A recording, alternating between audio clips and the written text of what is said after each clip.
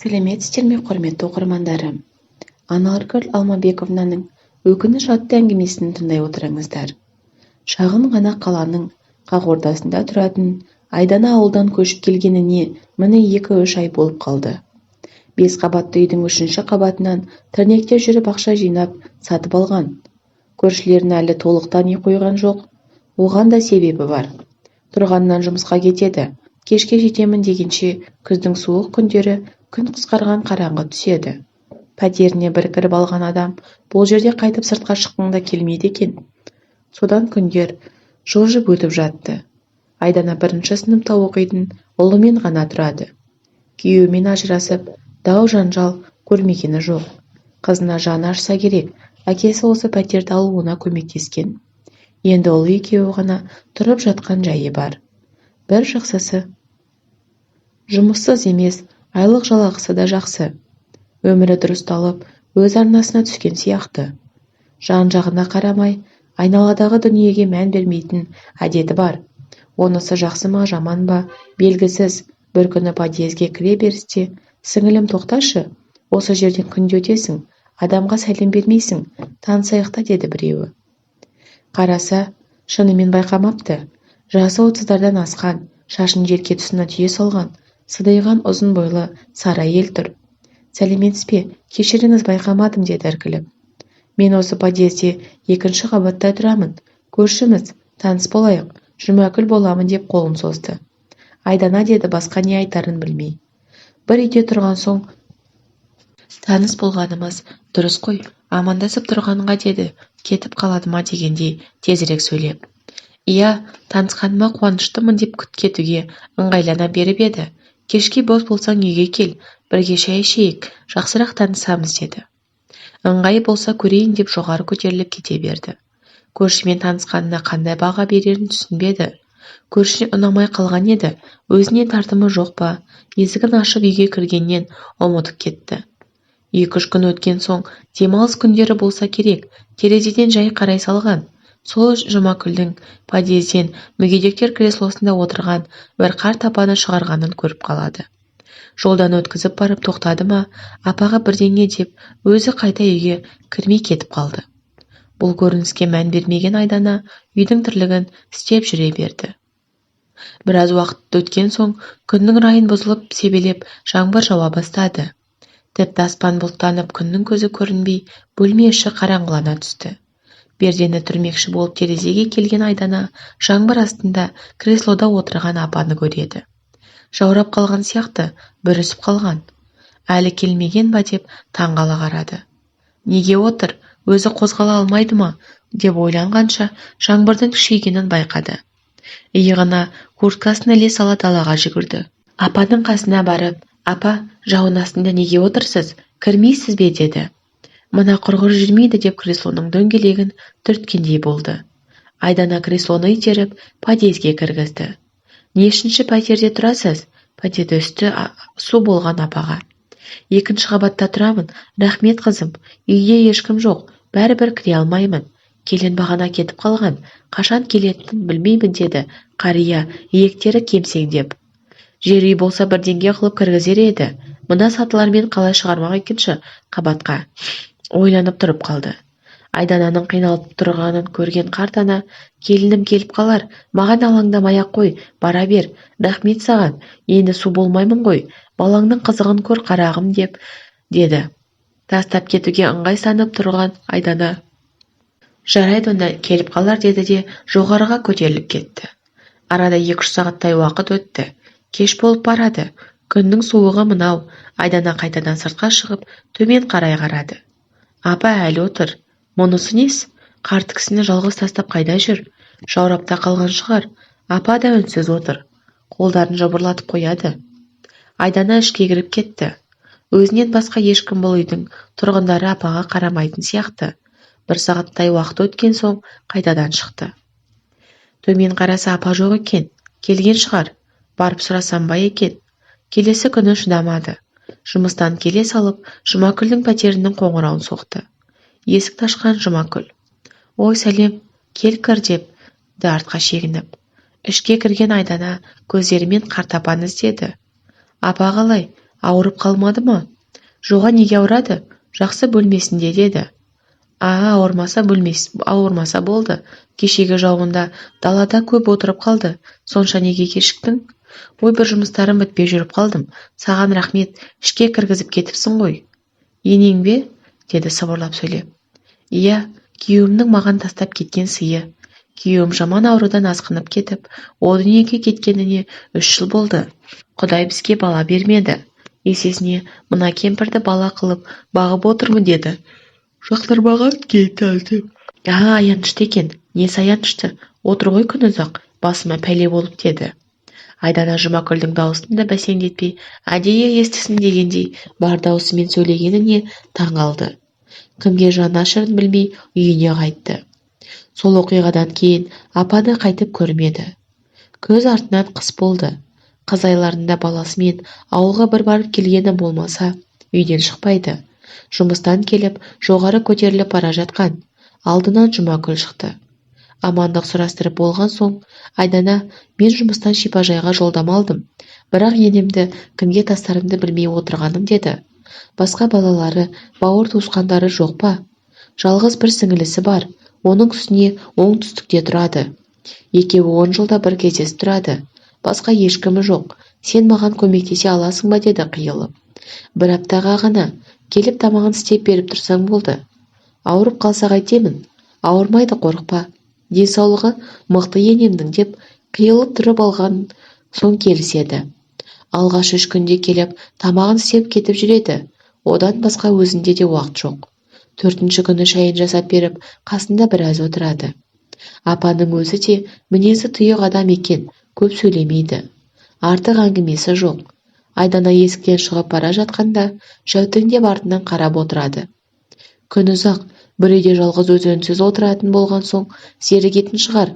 4-ші күні Айдананың көзіне апаның түрі бір түрлі көрінді.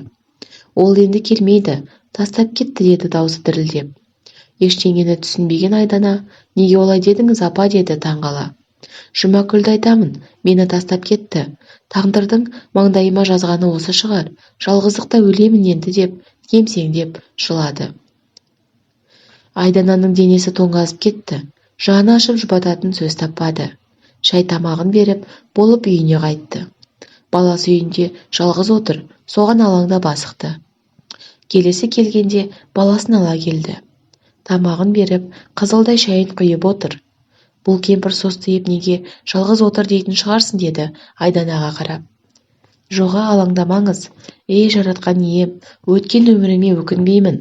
Мен бақытты өмір сүрдім деп біраз үнсіз отырып қалды. Алдыңдағы шайын ішіп болып, бүгін балаңды алып келіпсің. Соған қарағанда асықпайын дедің ғой деймін. Мазасыз бала, үйде бірдеңе білдіріп қояды ма деп алаңдап отырмын деді. Әкелгенің жақсы болды, саған әңгімемді айтып берейін деді. Мен жақсы ауқатты отбасынан шыққан адаммын. Әкем өмір бақи қызметте болды. Анам балалармен үйде отырды. Бір ұл, 2 қыз болдық. Ештеңеден тарылмай, ерке өскендікті болса керек. Оқуды бітіргеннен кейін анам менсінбей шолжаңдап біраз жүрдім. Тұрмысқа әйтеуір 35 жасында шықтым. Онда да күйеуімді менсінбейтінмін. Олды болдық, жарасымды өрмек қылып, күйеуіме мән бермейтінмін. Әкемнің арқасында мен де жақсы жерде қызмет істедім. Сол себепті болар, ата-енеммен тұрмай бөлек шығып алдым. Өзімді бақыттымын деп жүргенімде, балам 15 жасқа толғанда күйеуім мені тастап кетті. Сонда айтқаны, сенен шаршап кеттім. Мына үйде 2-ші адам болғым келмейді деді. Оған енді не дейін, барлығына өзім кінәлімін. Кейін 1-2 қызы бар әйелге үйленіп алыпты деп естідім. Балам әкесінің тастап кеткеніне қатты арланды. Өсіп қалған жасөспірім емес пе? Мені кінәлап, өзіме қарсы тұрып, әкесіне кетіп қалды. Ол бала деген әкесі тірі тұрғанда әкеге жақын болады екен ғой. Сопиып үйде жалғыз қалдым. Бірақ әкесіне көп сыймады. Әкесі үйленіп алған соң үйге қайтып келді. Сондағы бірінші айтқан сөзі, мама, сен де байға тиіп алмайтын шығарсың. Ажырасатындарың бар, мені неге туасың деп өзіме сөйледі. Содан бастап жарастың мінезі де, жүріс-тұрысы да өзгеріп кетті. Басында бала ғой, уақыт өткен соң барлығын түсінер деп жүрдім. Мектеп бітіріп алып, мен оқымаймын, мен оқуға түсіремін деп армандамай-ақ қой деді. Жұмыста істемей, күндіз үйде ұйықтап, түнде көше кезіп жүріп алды. Баламнан айырылып қалғанымды сол кезде бірақ түсіндім деді. Апа жаулығының шетімен көзінің жасын сүртіп. Өзім сияқты ерке өскен бала, мінезі де дәл мен сияқты тәкаппар. Біраз нәрсені бүлдірді ғой. Әскерге де жібермей алып қалған едім. Артынан өкіндім. Қайтейін, қарғайын десем жалғызым. Іштей тынып, бар еркелігін көтеріп жүрдім. Бір күн үйленемін дегенде қатты қуандым. Үйленсе өзгеретін шығар деген үміт қой менікі. Үйге Жұмакүлді алып келді. Баяғы жартас, сол жартас, бұрынғы мінезіме салынып, келінді бірден жақтырмадым. Балам, мына шекебасты қайдан тапқансың? Бір текті, бар жердің қызын алмадың ба дедім, бір көргеннен. Барына риза бол деді. Тыртысып-пыртысып жүріп, құдалығын тойын өткіздім. Менің жақтырмағанымды құдалар сезді. Көзім сол кезде неге көрсоқыр болып қалған? Білмедім. Тұрмысымызден сәл төмендемесең, адамгершілігі бар, қарапайым, тәрбиелі адамдар өздері. Алғаш күндерден бастап келінге күн көрсетпедім. Бұның да көрмегені жоқ, үндемей барлығына шыдап бақты. Істеген тамағын, құйған шайын жақтырмаймын. Үйді жинаса, артынан қайтадан жинап шығамын. Терезені жуса, сатпақ деп қайтадан жудыртамын. Жылап бөлмесіне кіріп кетеді. Балам келгенде жылап отырады. Балам әйеліңнің емес, менің сөзімді сөйлеп шығатын. Өзі жұмыс істемейді. Ақша таппаған соң әрине, күні маған қараған соң сөйтеді да. Оны байқаған мен одан сайын жамандап, арасында ұрғыздырып алатынмын. Ондай кесе айызым қанып, бір қуанып қалатынмын. Баламды өзім сияқты дедім ғой, тым қатал еді. Сөйтіп жүргенде ішіне біткен баласын түсіріп алды. Жедел жәрдем шақырып, ауруханадан бірақ шықты. Құдағи қызын үйіне алып кетті. Оның кеткеніне мен сол кезде кәдімгідей қуанған едім дегенде, Айдананың денесі түршігіп кетті. Айтып отырған әңгімесі өзінің келін болған кездегі оқиғаларға ұқсап кеткендей болған еді. Тамағын жасап, шайын беріп отырған апаға тікірейе бір қарады. Көз алдына өзінің енесі келе қалды. Осы уақытқа дейін жаны ашып жүрген адамның мүлде басқа адам екеніне таң қалды. Келінім кете салып, балама басқа елді өзім іздестіре бастадым. Екеуін қайта қосып, татуластырудың орнына араларына от салып, таныстардың арасынан маған келін болатындай қыз іздей бастадым. Тіптіп таптым да. Түнде екеуін таныстыру ғана қалған еді. Сөйтсем балам Жұмакүлге барып жүріпті. Оны сүйеді екен. Менің айтқаныма көнбей, үйге қайтадан алып келді. Бұрынғы өміріміз қайтадан басталды. Орыс керіс, бір үнсіз отырып ас ішпейтінбіз. Бұл уақытта Жұмакүлдің беті ашылып, тілі шығып, өзімен ұрыса бастаған кезі. Дәрігерлер қайта бала туа алмайсың деген екен. Соны бетіме басып айта беретін болды. Мен де іштей қынжылып, қиналғаным рас. Бала таппайтын қатынды қайтесің, ажырас деп баламды араңдатқаным да рас. Бірақ ол көнбеді. Сөйтсем бір нәрсені біліп жүр екен ғой. Маған бала керек емес дейтін. Бір күні балам құлады. Ауруханада ұзақ жатып емделді. Балам жұмыс істемей, түнделетіп көшеде жүріп, дұрыс тамақ та ішпей, арасында шегетіні бар. Сөйтіп тапқан ауруы қайтып беті бері қарамады. Асқынып кеткен екен. Маған қатты соққы болды. Әкесін шақырдым. Обалы не, көмектесті. Бірақ құтқара алмадық. Арасы 4-5 жылдың ішінде балам солып шөге берді. Жұмакүл кеткен жоқ, қасында болды. Баламнан айырылған күні мен де құладым. Әбден шаршасам керек, көтере алмадым. Содан бері міне отырмын, деді креслоны көрсетіп. Өзіме келгенде жиған терген қаражатым бітіп, дұрыстап емделе алмадым. Басында жарастың еміне деп 3 бөлмелі пәтерімізді сатып, осы пәтерді алғанбыз. Содан бері осы үйде тұрып келеміз. Мен қайтып жүре алмай қалдым, деді күрсініп. Айдана сағатына қараса, кеш болып қалған екен. Үйіне асыққанын байқаған апа, қайтасың ба, бара ғой, балаңда шаршаған сияқты, деді. Үйге келген соң апаның әңгімесі ойынан шықпай біраз жүрді. Сонда қалай, бұл жерде кім жәбірленуші? Осы уақытқа дейін апаға жаны ашып, Жұмакүлдің қылықтарын жақтырмай жүріп еді. барлығы өзінен екен ғой деп бір ойлап қойды. Жалғыз баласын дұрыстап тәрбиелей алмаса, жалғыз келінін түртпектей берсе, соңы осындай болады екен ғой деп ұлына бір қарап қойды. Сонда рең жетпеген, үйі бар, қызметі бар, тәубесі жоқ, ойдың түбіне кетіп біраз отырды. Келесі күні шай үстінде апасы әңгімесін жалғастырды. Балам кеткен соң 10 жыл өтпей-ақ Жұмакүл өзгеріп шыға келді. Құдды бұрынғы Жұмакүл жоқ, біреу ауыстырып қойғандай. Сөйтсе, баламнан сескеніп жүреді екен ғой деді. Маған істемегені жоқ деп тамағына келіп қалған өксігін баса алмады. Ойындағысының барлығын айтты. Маған жасаған қорлығының барлығын өзіне қайтарамын, әлі жалынып аяғыма жығылатын болады деді. Қудым, өлер балам өлді. Енді сенсіз де күн көремін, үйіңе қайт дедім. Мен неге кетеді екенмін? Мына сенің өлгеніңді күтемін. Мына пәтерге қолымды жеткізбей ешқайда бармаймын деді. Одан кейін де қан қысымым көтеріліп, бірнеше рет ауырдым. Бір ретте қол ұшын беріп, жедел жәрдем шақырмағаным былай тұрсын, бір түйір дәрі бермеді. Күзде жаңбырдың астына тастап кеткені есіңде ме? Ол соны әдейі істеді ғой. Екеуміз ұрысып қалған едік. Мені далаға алып шығып, күннің қара суығында отырғызып кетті. Аузым кеуіп, бұтыма сиіп, әбден тоңғанымда келіп тұр. Отырсың ба әлі деді. Бір ауыз сөз айтпадым. Ол істегені бірінші рет емес еді. Алдында бір қыс айында, қақаған аязда дәл солай далаға шығарып жоқ болып кеткен. Алдында бір қыс айында қақаған аязда дәл солай далаға жарымда келген. Далаға шығарып жоқ болып кеткен. Түннің бір жарымында келген. Сонда сен сияқты көршілер подъезге кіргізіп кеткен.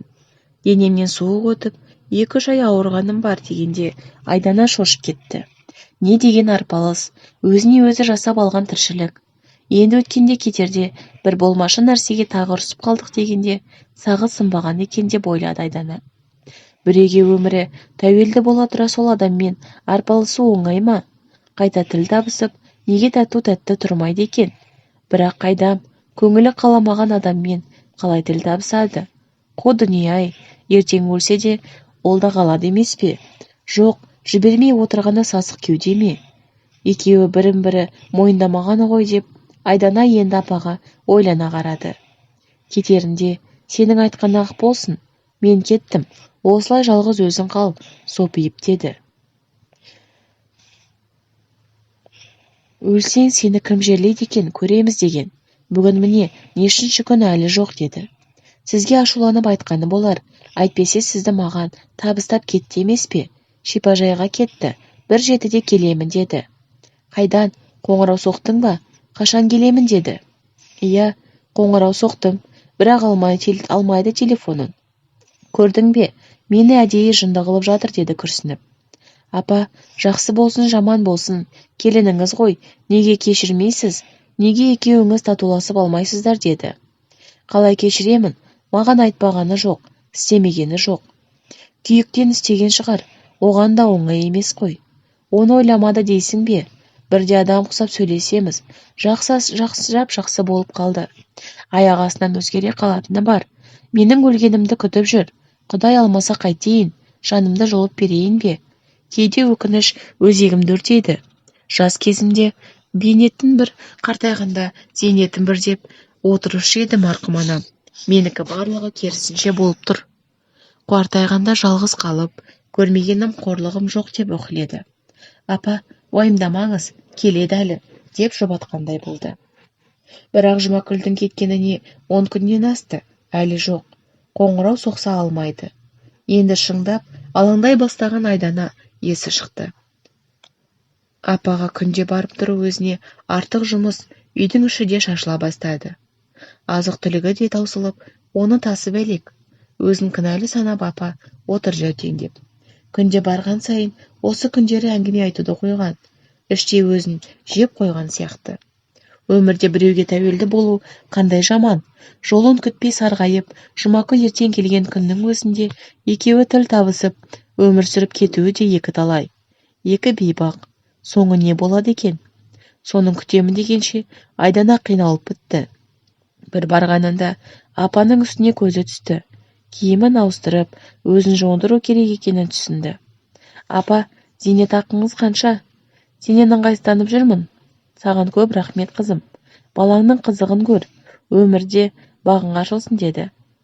Менің зейнетақым күтуші жалдағанға жетеді. Бір адам тауып берсең жақсы болатын еді. Саған масыл болмайын деп күрсінді. Өзі айтқандай, Айдана күтуші жалдады. Енді бұрынғыдай күнде емес, айына 1-2 рет қана барып тұратын болды. Айдана келгенде кәдімгідей қуанып қалады. Мына бөлмеде қамалып отырмын. 2-ші қабаттан сыртқа шығып кірудің өзі бір жұмыс. Телміріп терезеден сыртқа қарағаннан шара жоқ. Таза ауа жұтып, құстардың дауысын естіп, күннің жылуын сезгенге не жетсін. Торда қамалған бір пенде мен болдым деп күрсінді. Жұмакүл хабарласпады ма? Жоқ, хабарласпады. Нөмерін ауыстырып тастаған ба? Алмайды.